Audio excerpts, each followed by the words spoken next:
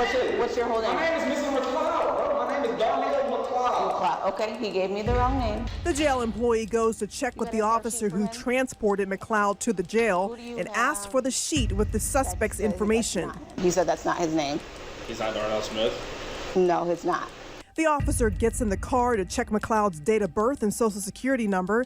He calls his boss. I got bad news. What? We got the wrong guy. Today, we're taking a look at the Fremont Police Department located in the state of Ohio.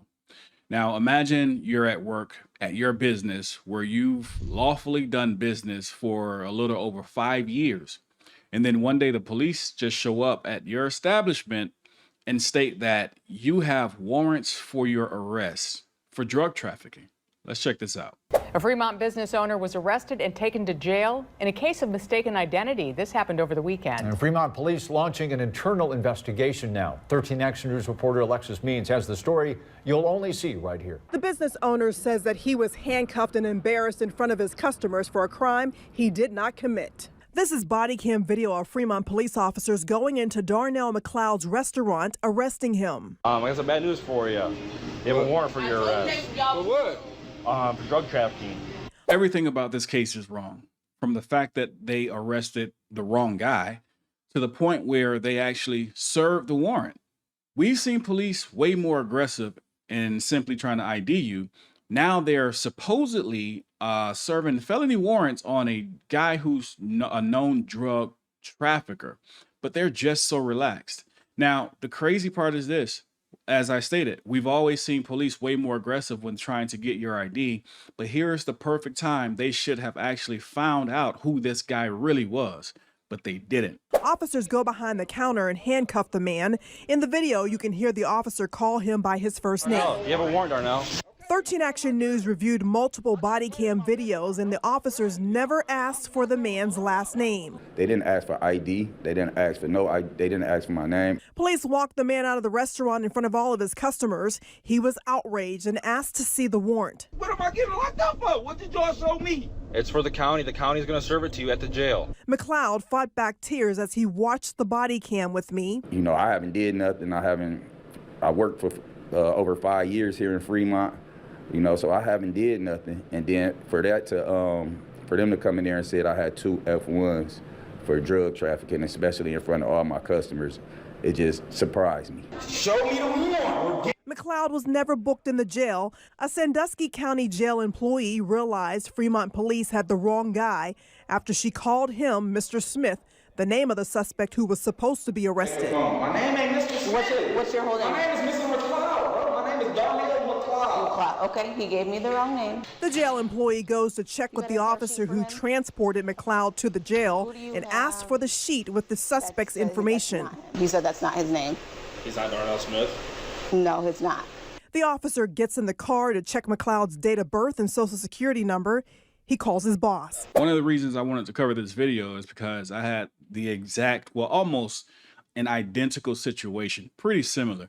At the end of the video, I'll tell you guys about that story when I was working for the department and how that ended up playing out. But let's keep watching this video. I got bad news. What? We got the wrong guy. Dude, shut the up, Chevy. I swear.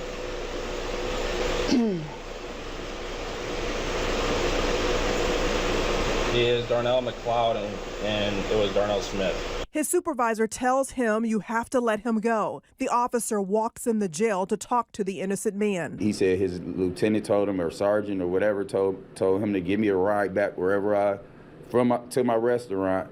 McLeod told the officer he'd rather walk and starts to cry. A couple of officials called me and have been very apologetic about the situation. They've been very apologetic. They haven't said, you know, they have told me several times that they know they messed up, which I appreciate, you know. But at the same time, I think somebody should be held accountable. Fremont's police chief has declined to comment because of the investigation. So the story I stated I was going to tell you guys about, some of you may have already heard this. On the homepage of my channel, there's a video. It's about 51 minutes, I believe, in length that talks about my exit, my experience, and my exit from the police department. And I tell this story during that video, and I also tell this story inside of my book. If you guys want to get that, the link is down below. I'll try and make this as quick as possible. So there's a four-way stop sign in the city where I used to work. And I used to go to that four-way stop sign and sit there because that four-way was known for vehicles not stopping. They're just blow through those signs. They don't touch their brakes. And that four-way is also close to a neighborhood where kids walk to the store to get snacks. One day I'm sitting there, the kids pass by, they go to the store to get snacks, and then they go back home. I speak to the kids and they're on their way. But right after they leave, a car goes through that four-way stop sign without touching its brakes.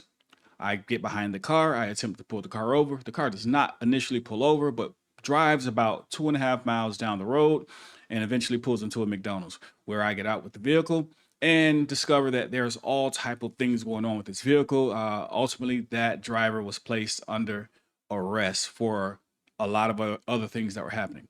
Now, on the way taking this guy down to the jail, this guy was, you could tell he was a good guy. Just bad situation.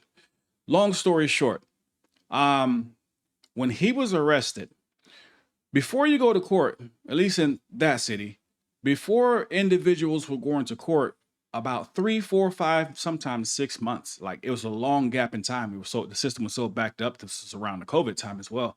So everything was kind of backed up.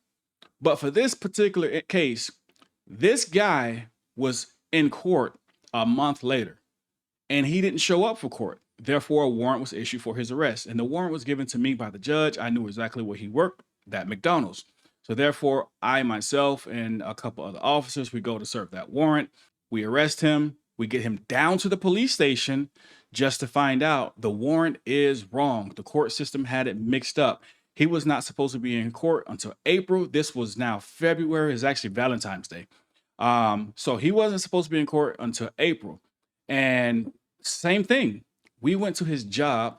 We arrested this guy on his job because of a mix-up in the system. We take him down to the booking. I never booked this guy in. I call my lieutenant. I let him know something is wrong. The dates are off. I call my sergeant. Eventually, he is released. I'm told by my lieutenant to let him catch an Uber. I didn't feel right doing that. I take the guy in my car. I drive him back to his job to explain to his manager he did nothing wrong. It was not his fault. It was the fault of the police department and the court. All right. They had the wrong dates. I advised this guy of his rights and what he could do and what his options were, and it was up to him. He ultimately chose not to do anything because he stated it was a mistake, but these type of mistakes happen way too often, and it can hurt a citizen, and this guy's business could possibly suffer because of this. Now, in this particular situation, it's not 100% the same as the one I had. I had the full name, date of birth, the exact person. They just had the wrong date. In this particular video, this guy did not have the last name. He never checked the date of birth or the social security number or anything. All of the information to confirm that this guy was not the guy he was looking for. This all could have been avoided. Again, if you want to see that video, because I do get a lot of comments down in the comment section asking why did I leave the police department, the video is on the homepage of my channel. I made it a trailer. So for anyone who's asking that question, you guys can always go over there and check that out. Let me know what you guys think down in the comment section. All right, we'll keep our eyes on this one for the follow-up. I'm expecting a lawsuit probably will be filed in this case, but I'll keep you guys updated. All right, with that being said, make sure you know your rights and always record the police. With that, we the People University, signing off.